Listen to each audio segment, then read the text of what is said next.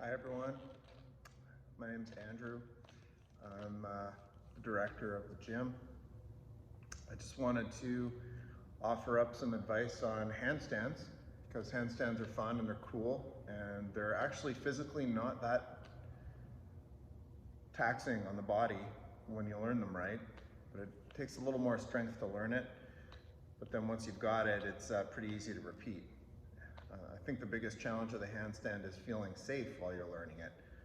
That's probably what scares most people, is just the idea of falling and getting hurt. So I taught gymnastics for about 16 years. And in that time I learned a little bit about handstands.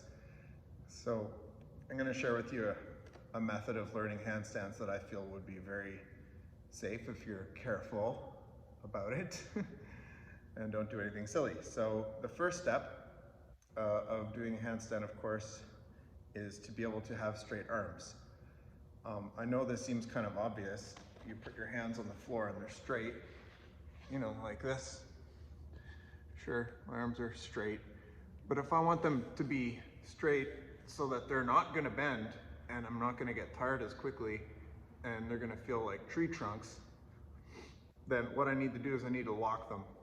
And the way you lock your arms is by stopping your elbows from rotating out like this. By going the opposite direction, you squeeze your triceps. The muscle in the back of your arm should be really tight, and your elbows will face forward, so your arm will rotate this way, like that, and that's locked. Locked. This is what most people think straight arms are. This is what gymnasts think straight arms are, locked out. Okay, so practice locking your arms before you do this. And unlocking them and locking them and feeling the muscle nice and tight in the back of the arm. All right, cool. So another step, the next step of the handstand that I would recommend you do is just do like a straight arm plank. So we lock our arms and we just do a plank. Is that easy for you? It should be fairly easy. Now you don't need to push way up high through your shoulders. You don't need to want to go way down low like this and let your body sag, but if you can use a phone like how I am right now to see your position, you want your body to be straight like this, and you can just look over and check it out. Straight body. Your shoulders not sunk in, not pushed all the way out, but just right in the middle. Then you can try putting your feet up on a stool or maybe the couch. See how that feels? No problem, that's a little higher. Maybe I move over to this one, go up a little higher. Just do short holds. You want to save your energy for all the hard part. Don't have to hold for a long time right now. You're just trying to work on getting higher and higher and closer to the handstand. And when you find an area that you're sort of stopped with psychologically or even physically, then you work on holding it. And you can do that in however many sets works for you. You could do sets of 10 seconds. Maybe if you do some handstands that are higher up and make you tired faster, you just aim to get into that position, hold it for 1 or 2 seconds and come down. And then spend more time at the lower positions where you feel safer and where you can hold it for a longer time.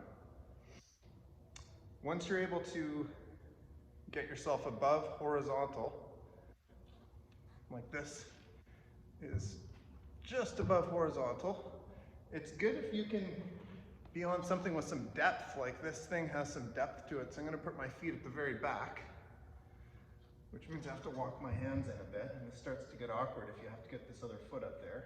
Okay, so my feet are all the way at the back, and I'm kind of stretched out. And my goal is now to try and get my hips up a little higher, so you're putting more weight on your shoulders. Now, you don't want to let your shoulders go forward like this. You want to keep them over your hands, so that you're really feeling the hips getting closer to stacking on top of the shoulders. This is much, much harder than an actual handstand. It's more physically tiring, but it allows you to feel a bit more upside down, so you can get used to it three-dimensionally. After that, you can take that same position and you can put it against the wall now. Now, we're going to start off working facing away from the wall. And then we're gonna, final step for today will be to turn around and maybe be able to kick right up against the wall. And I'll explain why as I'm doing it. This one here, you're gonna put your feet on the wall at a comfortable height, somewhere where you can get them off the ground. And you're just gonna see if you can take a couple of steps in with your hands. Just small steps like this. Okay, now if I straighten my legs, I'm getting closer and closer to a handstand. This is pretty high up. And you can again use video feedback. And you want to try and straighten your body a little bit to feel that you can move while you're up there. That includes your hips straightening up so that you straighten your hips and your shoulders pushing in line. You don't want to stay up so long that you get super tired because you're going to wipe out and land on your head. You got to pay attention to your energy level and be careful with it. So I was able to walk my hands in a little bit. I was able to walk my feet up the wall a little bit. You can go a little further with that. And if you feel like you have a lot of energy, this might take you weeks to progress towards. But if you feel like you have a lot of energy, you can go in pretty close to the handstand. But if you get too close and tip over, you're gonna fall on your back and it's gonna suck. Unless you're good at turning or rolling and you have a soft surface. I do not recommend falling over, so avoid that. I'm gonna show you a different way. You wanna feel strong doing these exercises. Once you start to feel like you're gonna collapse or something, go back to an earlier progression and do some holds at that progression and then leave it for the day. Come back to it again tomorrow. You'll be stronger and you'll be better at it if you do it 5 minutes every day, whatever.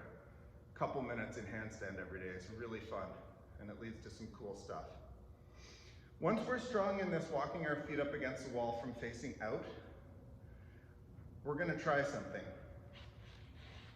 We're gonna try facing the wall.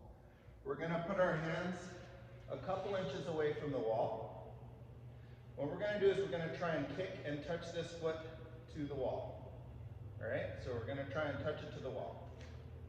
And then step back down. That's a big move for most of you, if you've never been in a handstand before. The gymnasts out there, you don't count, all right? You guys cheated by learning it as children.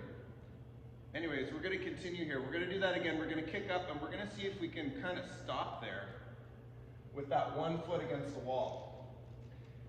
I'm gonna keep the leg a little straighter this time. Okay, so I got my foot against the wall and I just stayed there like that. This is a really good position because I can move my shoulders back and forth until I find something that feels more effortless. And then I can also straighten both my legs. Now keep in mind, you want to be mindful of your energy level. You're going to get tired really quickly up here at first until you find a good line. All right, then we're going to step down. I've done this a lot of times, so maybe I'm making it look a little bit easy. This will take people a long time to learn if you're starting from nothing, especially if you're a little bit nervous getting going on it.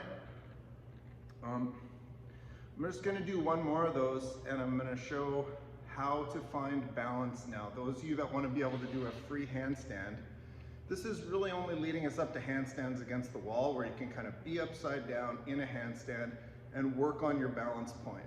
I might do another video on escapes so that you can do them free on the floor or in the park or whatever, but I figure right now, as a good first video, we'll just try to get up to the handstand against the wall in a safe way.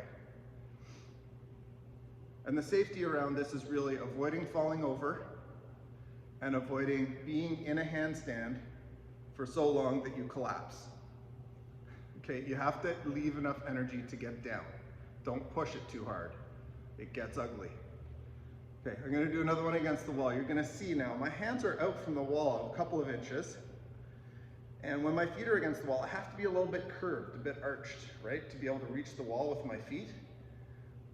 Now, what's gonna help with that is I'm gonna take one foot off. So I got my 2 feet against the wall I'm gonna take one foot off into a straight handstand, and then I'm slowly gonna try to lift the other foot off and find that balance point so that I can balance right in the middle. Let's see if it works.